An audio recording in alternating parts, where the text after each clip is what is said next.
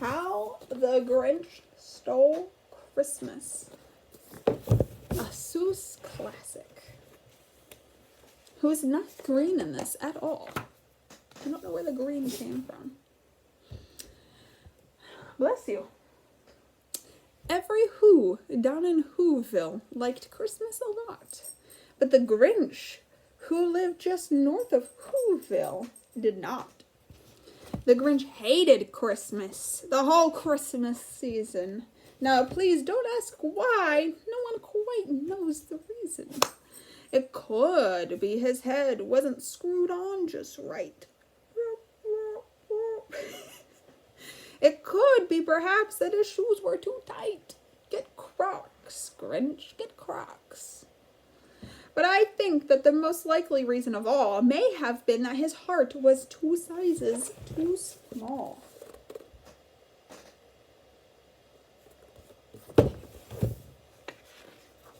But whatever the reason, his heart or his shoes, he stood there on Christmas Eve hating the Who's, staring down from his cave with a sour, Grinchy frown at the warm, lighted windows below in their town.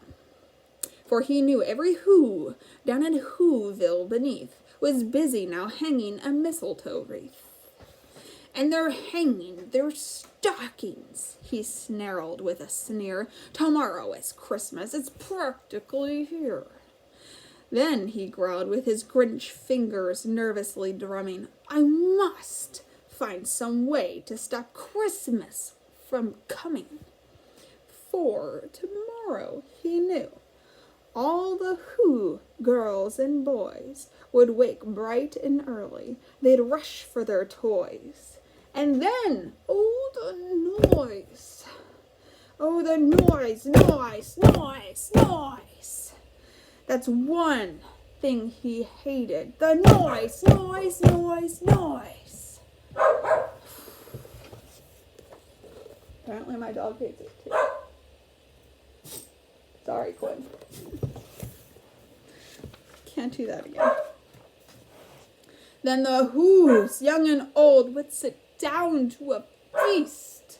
And they'd feast, and they'd feast, and they'd feast, feast, feast, feast. They would feast on Who pudding and rare Who roast beast, which was something the Grinch couldn't stand in the least.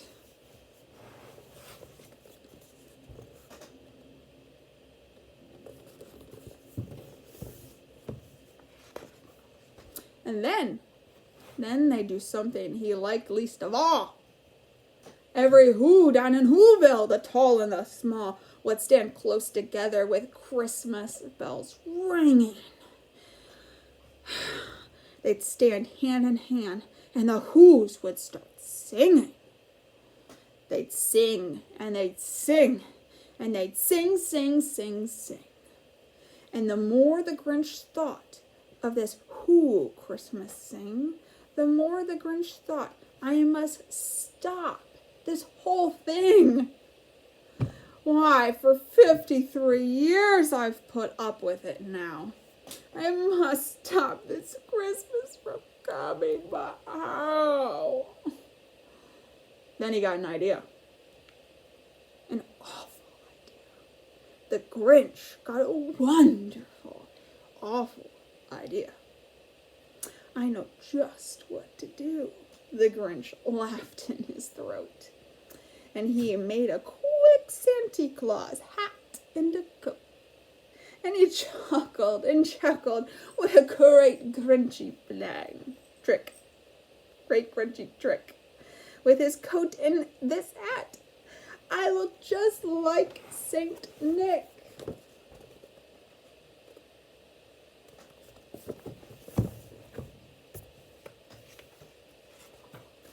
All I need is a reindeer. The Grinch looked around. But since reindeer are scarce, there was none to be found. Did that stop the old Grinch? No. The Grinch simply said, if I can't find a reindeer, I'll make one instead. So he called his dog Max. Then he took some red thread and he tied a big horn on top of his head. Then he loaded some bags and some old empty sacks on a ramshackle sleigh, and he hitched up old Max. Then the Grinch said, "Get out!" And the sleigh started down toward the homes where the Who's lay a snooze in their town. They have no idea what's coming for them. It's a Christmas they will never forget. All their windows were dark. Quiet snow filled the air. All the Who's were all dreaming sweet dreams without care. When he came to the first little house on the square, "This is stop number 1, the old Grinchy Claus hissed, and he climbed to the room, empty bags in his wrist. Then he slid down the chimney, a rather tight pinch. Suck it in. But if Santa could do it, then so could the Grinch. He got stuck only once for a moment or two. Then he stuck his head out of the fireplace flue, where the little Who stockings all hung in a row. These stockings, he grinned, are the first things to go.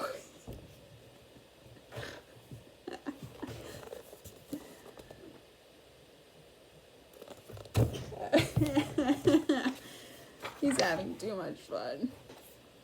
Then he slithered and slunk with a smile most unpleasant around the whole room. He took every present: pop guns and bicycles, roller skates, drums, checkered boards, tricycles, popcorns, and plums, and he stuffed them in bags. Then the Grinch very nimbly stuffed all the bags one by one up the chimney. Then he slunk to the icebox. Who took the Who's feast? He took the Who's pudding. He took the roast beef. He cleaned out that icebox as quick as a flash. Why, that Grinch even took the last can of Who hash. I don't know what that is. It sounds disgusting. You should take it. It sounds gross. I wouldn't eat it anyway. Then he stuffed all the food up the chimney with glee. "And now," grinned the Grinch, "I will stuff up the tree."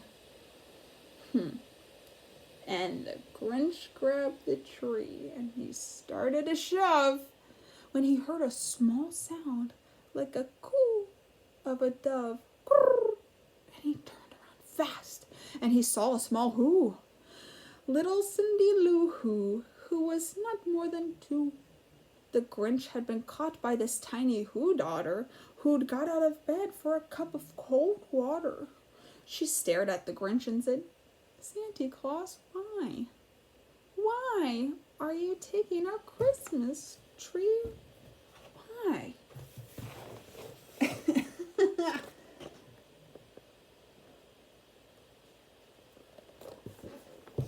I'm having too much fun with this one. But you know that old Grinch was so smart and so slick. He thought up a lie and he thought it up quick. "Why, my sweet little tot," that fake Santa Claus lied. "There's a light on this tree that won't light on one side. So I'm taking it home to my workshop, my dear. I'll fix it up there, and I'll bring it back here." And his fib fooled the child. Then he patted her head, and he got her a drink, and he sent her to bed. And when Cindy Lou Who went to bed with her cup, he went to the chimney and stuffed the tree up.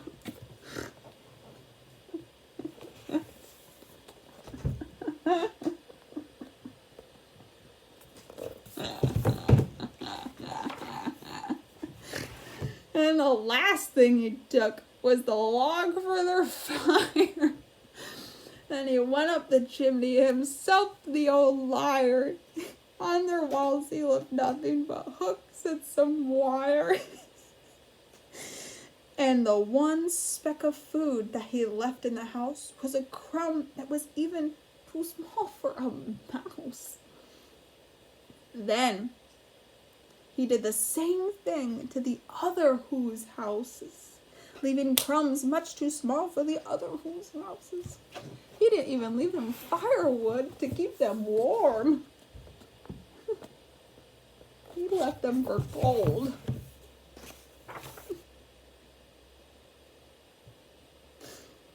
It was 1/4 dawn, all the Who's still abed, all the Who's still a snooze, when he packed up his sled.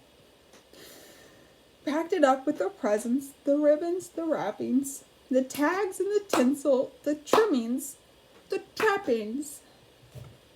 Oh, let's see, is there anything fun in this picture? It's just, yeah, there is. He took the bananas.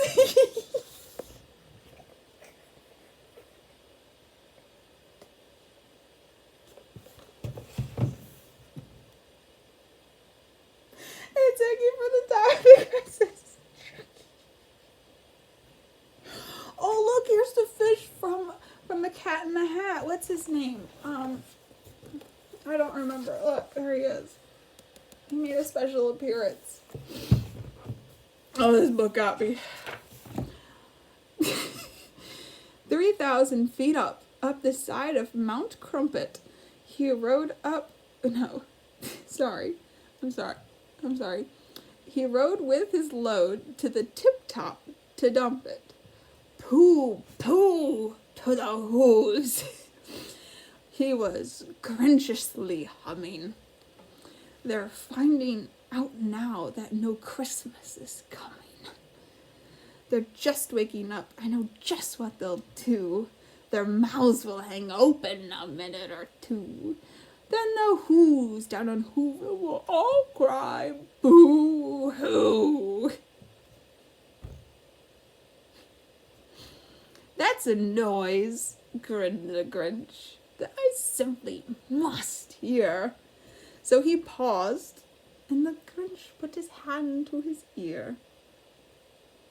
And he did hear a sound rising over the snow. It started in low, then it started to grow.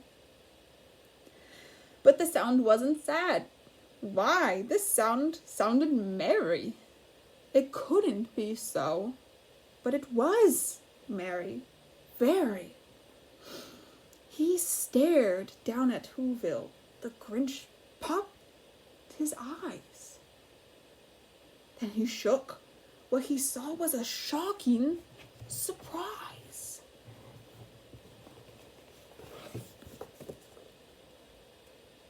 Look, even Max is listening in. Seems like Max is in on it too, from the way this book is written. Every Who down in Whoville, the tall and the small, was singing without any presents at all. He hadn't stopped Christmas from coming. It came. Somehow or other, it came just the same.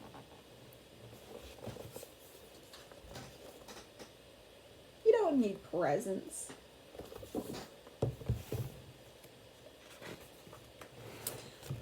And the Grinch, with his Grinch feet ice cold in the snow, stood puzzling and puzzling. How could it be so? It came without ribbons. It came without tags. It came without packages, boxes, or bags. And he puzzled 3 hours till his puzzler was sore. Then the Grinch thought of something he hadn't before. Maybe Christmas he thought, doesn't come from a store. Maybe Christmas, perhaps, means a little bit more. And then, what happened then? Well, in Whoville they say that the Grinch's small heart grew 3 sizes that day. And the minute his heart didn't feel quite so tight, he whizzed his load through the bright morning light. And he brought back the toys and the food for the feast.